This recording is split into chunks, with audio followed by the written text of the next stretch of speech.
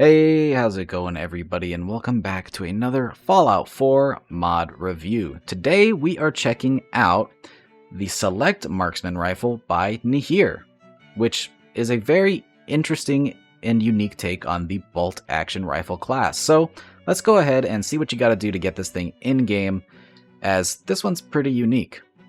For starters, you're going to need to head to an abandoned house just on top of the glowing sea. I'll go ahead and show the location on the map. It's just to the left of the gunner encampment on the Mass Pike interchange.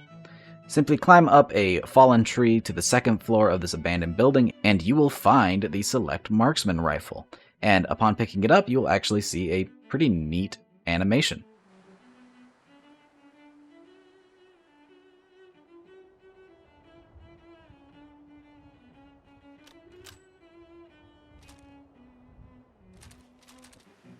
Once you have picked this weapon up for the first time, you can head over to a chemistry station and find the new Select Marksman Rifle category and craft it for 2 adhesive, 2 rubber, 3 screws, 4 steel, and 5 wood. Now for the base stats of the normal version of the weapon with no perks and no custom attachments, we have a damage of 42, it shoots 308 rounds, has a fire rate of 4, a range of 131, accuracy of 71, a weight of 7.5 pounds, and a value of 64 caps. Very, very balanced, feels like it belongs right in Fallout 4. And speaking of belonging in Fallout 4, let's go ahead and equip one because this thing has some pretty interesting custom animations. As you can see, we do have our own equip animation, as well as a melee, and if we grab some grenades, we also have a custom grenade throwing animation. And then finally, what you've been waiting for, firing. As you can see, we do have a right-handed bolt, which is always appreciated. And then the reload is what's really interesting. As you can see, we load the magazine actually through the front of the weapon, and then our charging handle here appears to pull all of the bullets back to the receiver so that we can continue firing. A very unique and interesting system, and a system that seems like it would belong right in Fallout 4. So I like this one. The design is crazy and unique, but very clever. But hey, what is a weapon without attachment mods? You can take this thing to a weapons workbench and add some really cool attachments, like some custom camouflage paint, a long barrel, and a scope to make this really fitting for a sniper class, or you can bling it out, put the shortest stock you can imagine, and really go for mobility and speed. And with the right attachments, you can get this thing firing pretty quickly. So let's go ahead and see all of the attachments that we have to offer, as there's some really cool ones. We'll start with receivers. We have the standard calibrated tuned, light frame, heavy frame, and hardened receivers, powerful, and then calibrated powerful, and finally the .50. So very similar to the hunting rifle in the vanilla game. All of these use 308 except for the last one, which is the .50, and that's going to give you the highest damage and switch it over to a 50 caliber ammo type. For barrels, we have the short light barrel, the short heavy barrel, the short heavy ported barrel, the long light barrel, long heavy barrel, and the long heavy ported barrel. For stocks, we have the full stock, the short stock, which is this nice stubby thing which looks almost impossible to grab, the full light stock, the tactical stock, and the tactical light stock. For magazines, we have the medium magazine, the pre-chambered magazine, the large magazine, and then the pre-chambered large magazine. So these pre-chambered ones are actually going to increase your reload time just a little bit, but give you 1 extra bullet in the chamber, which is pretty interesting. And we'll go ahead and show that animation after we're done here. For the sights, we have the typical iron sights. We have a reflex sight, either with a circle or a dot reticle. We have an alternate reflex sight, also with a circle or dot reticle.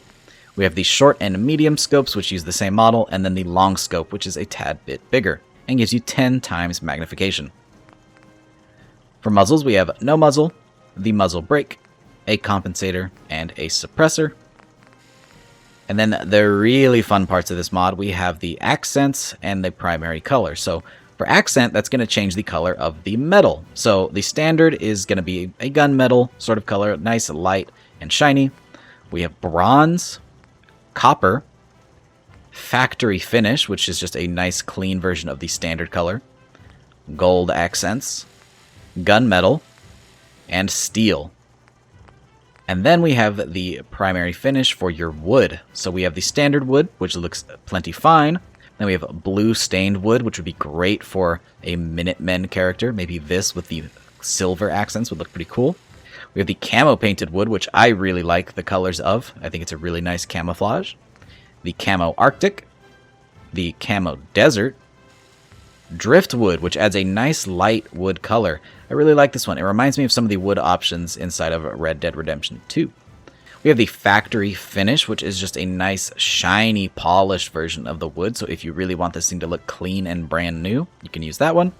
We have red stained wood for the nice dark red finish. We have gray plastic, which is great if you're trying to make this thing a little more tactical and blend in with your environment. And then we have aluminum red, which is a shiny red metal. Pretty interesting color scheme. And now we've come to the testing portion of our video. As you can see before us, we have 2 Deathclaws. We're going to test this weapon twice. Once with the base version of the weapon, no perks, no attachments, and just see how it fares when you pick it up for the first time. And we're going to test it again, fully upgraded with the best attachments on it. Again though, with no perks, because I just want to see how the weapon itself performs on a base character. So let's go ahead and start with the Deathclaw on the left, taking nice aimed shots at its chest. AI turned off, that way it doesn't move around and mess up our shots. So let's see just how long it takes to put this thing down. Let's get a full magazine first. There we go. Alrighty, let's start. So right off the bat with the 308 rounds, it looks like this guy's gonna take a while. Probably about 3 magazines. We may need to speed this up if it takes too long.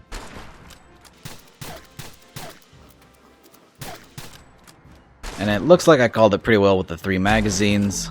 We were just 1 shy of 15 bullets. But not terrible. The speed is what's really going to kill you with the Deathclaws, as it is a bolt action, so trying to fight that thing, you may want to turn to something else. However, against standard infantry, this is a pretty great option. Let's go ahead and see how the 50 cal receiver does against a Deathclaw.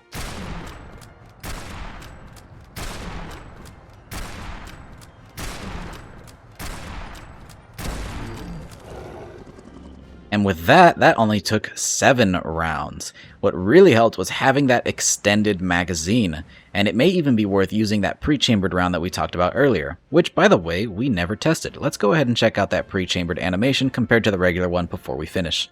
So, just as a reminder for what the regular animation looked like, here is the base animation for reloading. You push it forward, pop it out, and pull it back. Pretty quick for a bolt action. Now let's see about that pre-chambered. This is just going to get you 1 extra bullet, so it's up to you if you decide that that's worth it. As you can see, you load a bullet first, then proceed with the rest of the reload. However, it doesn't bolt at the end because you pre-chambered it, so it's really not that much worse in terms of speed. But again, it's up to you. I think it's personally worth it, especially if you're trying to get as many rounds as possible. Pump an extended mag, put on the 50 cal bullets so they're doing lots of damage, and you should be fine. And with that, we're going to bring this video to a close. This is a really interesting and unique rifle, and I hope you like it. If you want to try it out for yourself, it'll be linked in the description down below as always. And don't forget to go out there and support the mod author. Endorse, donate, anything you can to show your appreciation for all of their hard work, as they do this for free. So go out there and show them that you appreciate everything that they're doing. And if you enjoyed this video, don't forget to drop a rating, subscribe if you haven't already for more videos just like this one, and I hope to see you in the next one. Peace! And hey, shout out to all of our patrons for their continued support. As always, your donations are greatly appreciated and help to fund videos just like this one. So again, thank you.